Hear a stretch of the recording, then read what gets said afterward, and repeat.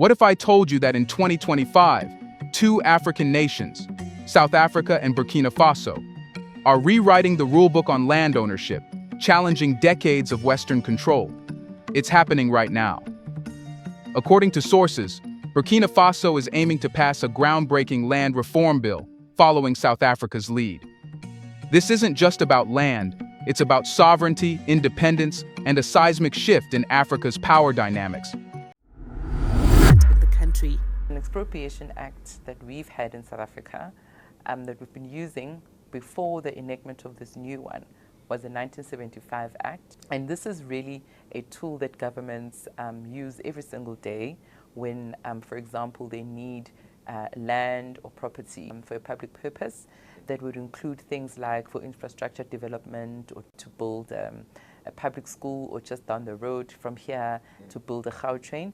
And now it's become officially an act as of the 24th of January, 2020. So what happens next? Will African nations continue on this path amid criticism from Western leaders?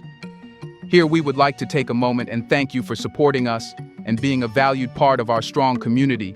And if you are not yet a member, we encourage you to join us and help build an even stronger community together. Let's get started.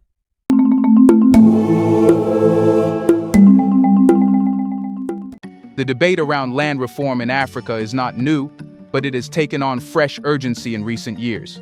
Across the continent, nations are waking up to the reality that foreign powers and multinational corporations have long exploited Africa's wealth.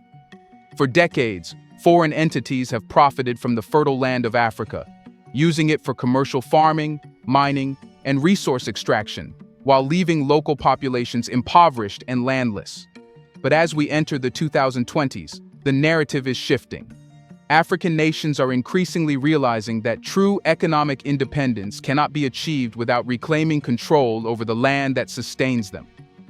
Burkina Faso's bold land reform initiative in 2025 is a powerful example of this broader trend. The story of land reform in Africa is complex and multifaceted, with each country facing its unique challenges. Zimbabwe, a nation that has long been at the center of this debate, stands as a symbol of the struggles many African countries face in reclaiming their land. In 2000, Zimbabwe's government, under the leadership of President Robert Mugabe, implemented a land reform policy that saw the government forcibly seize land from white farmers and redistribute it to black Zimbabweans. This decision, which was met with fierce resistance from Western countries, was a direct response to the colonial and post-colonial system of land ownership, where a minority white population held vast amounts of fertile land, while the black majority had been relegated to barren, overcrowded reserves. The land reform in Zimbabwe was not without controversy, and its implementation was marked by violence and chaos. However, its underlying message was clear. Africa could no longer allow its land to be controlled by foreign powers. Zimbabwe's reform became a rallying cry for other African nations, showing that it was possible to take back control of what had been stolen during the colonial era. Despite the economic sanctions and diplomatic pressure that followed, Zimbabwe's stance showed the world that African nations were no longer willing to let foreign interests dictate their futures. South Africa, too, has been grappling with land reform.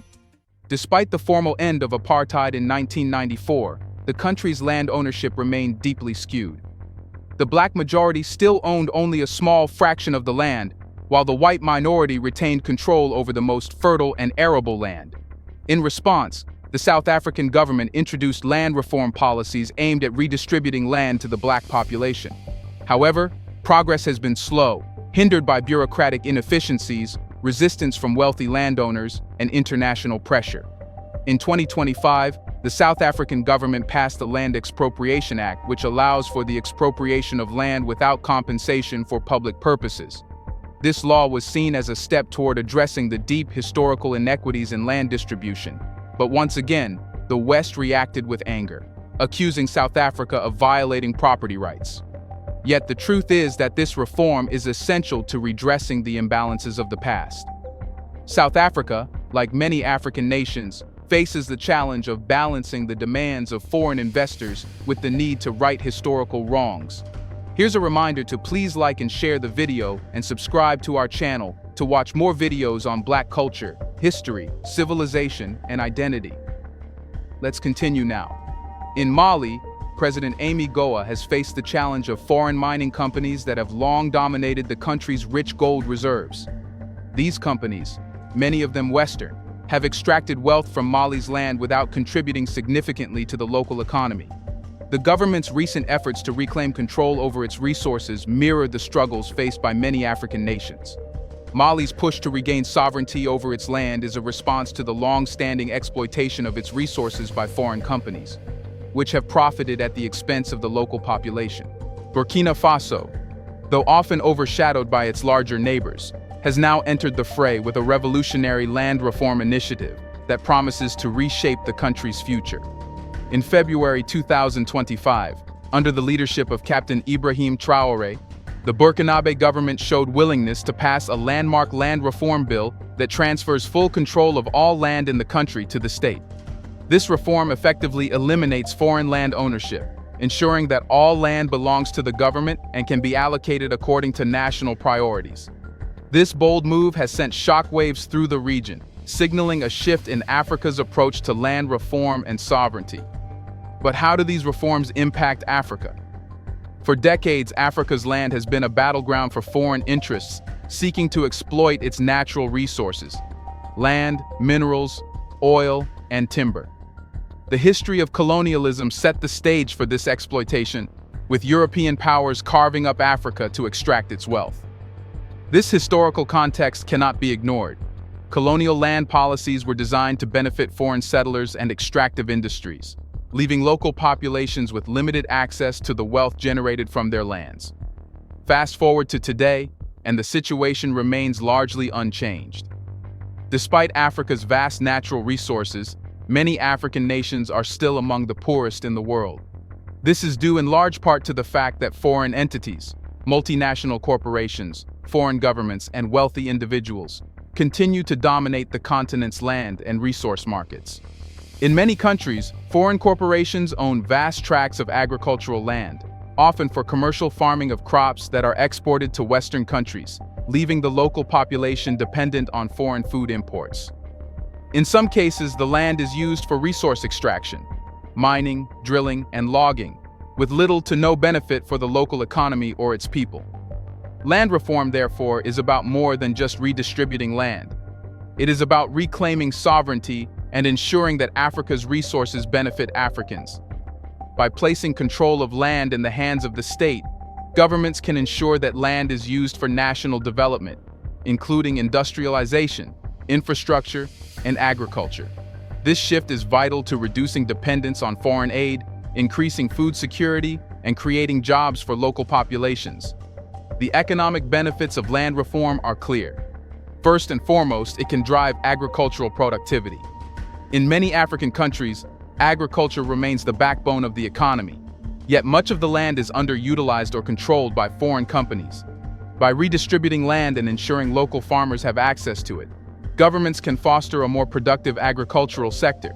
This can boost food security and reduce dependence on food imports, which drain valuable foreign exchange reserves. Furthermore, land reform opens the door to industrial development. Africa's land is rich in resources, but much of it remains untapped due to foreign control. With land under state ownership, governments can prioritize the development of industries that will benefit their people. Whether it's building infrastructure such as roads, factories, and industrial zones, or fostering a more vibrant agricultural sector, land reform can catalyze much-needed economic transformation. Another major benefit of land reform is its potential to resolve land disputes. Across Africa, land disputes have been a major source of conflict, particularly between farmers, herders, and indigenous communities. In many cases, these conflicts have been exacerbated by foreign land acquisitions that ignore the traditional land rights of local communities. By centralizing land ownership and implementing a legal framework for land allocation, governments can resolve these conflicts more efficiently. This can promote social stability, reduce violence, and provide a fairer system for land distribution. Land reform is not just about economic empowerment, it's about creating a new vision for Africa's future. Historically, Africa's wealth has been siphoned off to enrich foreign powers while local communities have been left with little. land reform represents a break from this cycle of exploitation. It signals to the world that Africa is no longer willing to be a resource base for others. It is a powerful statement that Africa will now control its future, and that its wealth will be used to benefit its people. Now, an important question is, how is West reacting to this? As Africa takes bold steps toward reclaiming its sovereignty, the West, particularly influential figures and governments, is not remaining silent. The reaction to land reform across the continent has been one of resistance, fear, and outright condemnation. The West, which has long held economic sway over Africa, is watching as African nations challenge the very foundation of their dominance. Figures like Elon Musk, a South African-born billionaire with vast business interests in Africa, have added fuel to this fire, calling for sanctions and using their economic influence to undermine these reforms. But why does the West react so strongly to these policies? The West's opposition to land reform in Africa is rooted in a simple but undeniable truth. Foreign powers benefit enormously from the current system. Foreign corporations and governments, often from the US, Europe, and China, have long used Africa's weak land policies to control vast tracts of land and extract its resources. This system has allowed foreign companies to profit from Africa's agricultural and mineral wealth, while leaving local populations struggling with poverty and underdevelopment. For years, foreign corporations have bought up land cheaply, often under exploitative terms that leave African farmers, indigenous communities, and local businesses at a disadvantage. In many African countries, land ownership is dominated by a few wealthy elites, often with ties to foreign powers, who profit from land deals while local communities are excluded. These foreign interests, whether multinational corporations or state-backed entities, have benefited from an economic structure designed to serve their needs. Land reform disrupts this arrangement and threatens the financial interests of these powerful players. The West, therefore, reacts vehemently to land reform because it represents a direct challenge to this system. If Africa takes control of its land, the Western world stands to lose its ability to extract resources cheaply. No longer will Africa's fertile agricultural lands be open for exploitation, nor will its mineral-rich regions remain under foreign control. Instead, land will be distributed in a way that benefits local economies and communities. This shift is seen as a direct threat to the economic structures that have been in place for centuries, structures that have allowed Western powers to maintain a grip on African wealth.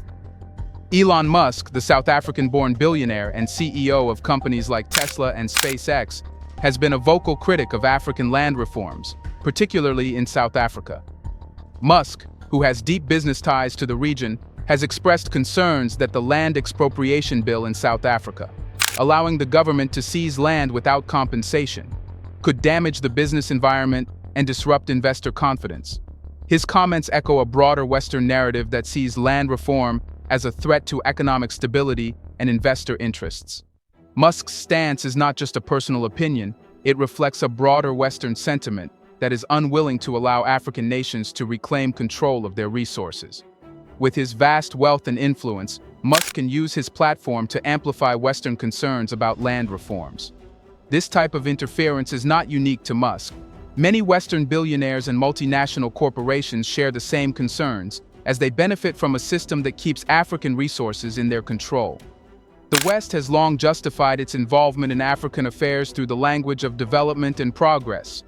It portrays itself as a benefactor, helping African nations develop their economies through investment and aid. However, this narrative often ignores the reality that foreign investments in Africa are designed to benefit the West, not the local populations. The exploitation of Africa's land, resources, and labor has been integral to the West's economic growth for centuries. When African nations like South Africa, Zimbabwe, and now Burkina Faso take steps to reclaim their land, they are challenging this deeply entrenched system. Musk, along with other Western elites, sees this as a threat to their economic dominance. The West's response to land reforms is often not limited to public statements or critiques. In many cases, it involves direct economic and diplomatic pressure aimed at dissuading African nations from pursuing such reforms. Countries like Zimbabwe, which implemented land reform in the early 2000s, faced years of sanctions and isolation from the international community. The United States and European Union imposed these sanctions under the guise of human rights concerns, claiming that Zimbabwe's land reform was unjust and violated international law. In reality, these sanctions were designed to punish Zimbabwe for asserting control over its land and resources, and to deter other African nations from following suit. The same pattern is evident in South Africa. When the South African government proposed land expropriation without compensation, the U.S. government under President Trump labeled the policy as a human rights violation and threatened sanctions. The underlying message is clear. African nations must not challenge the status quo. The West is willing to use economic pressure, diplomatic leverage, and even military intervention to protect its interests and maintain its grip on African land. The response from the West is nothing short of economic blackmail. It is a continuation of the colonial mindset, where the West feels entitled to Africa's land and resources. Africa's attempts to reclaim control over its land are framed as threats to stability and progress, even though the West has long been complicit in the very instability that plagues Africa. The West's reaction to land reforms is a reflection of its unwillingness to let go of its colonial past and embrace a future where Africa is in control of its destiny. But will Africa stop? Even after threats, nations like Burkina Faso are willing to do what South Africa did. If Burkina Faso's land reform succeeds, it will not only revolutionize the country's economic and political landscape, but also send shockwaves across Africa, reshaping the continent's relationship with both its resources and foreign powers. This bold move to reclaim land ownership and place it firmly in the hands of the state has the potential to spark a new era of self-sufficiency and empowerment for African nations, while also challenging the existing global power structures that have long maintained Africa's subjugation. One of the most immediate impacts of Burkina Faso's land reform will be the country's economic transformation. With the state now in control of all land, the government will have the power to allocate land according to national priorities rather than the interests of foreign corporations. This presents an opportunity for Burkina Faso to shift its economic focus from serving the needs of external investors to developing its own industries and agricultural sectors. By redirecting land use toward national development, Burkina Faso can prioritize infrastructure projects, industrial development, and sustainable agriculture, all of which will benefit its people. Burkina Faso's land reform is more than just a national issue. It is part of a larger Pan-African movement to reclaim African resources and assert African sovereignty. The success of Burkina Faso's reform could inspire other African nations to take similar steps, leading to a continent-wide shift toward economic independence and self-determination. Countries like Zimbabwe, South Africa, and Mali have already demonstrated the potential of land reform to foster national empowerment. If Burkina Faso's experiment proves successful, other African nations may look to follow its lead. This could lead to a domino effect, where more and more countries in Africa take back control of their land and resources, reducing their dependence on foreign powers and multinational corporations. Ultimately, Burkina Faso's land reform is a test of Africa's ability to assert its self-determination and chart its path forward. The reform is not just about land, it is about reclaiming the resources and the future of the African people.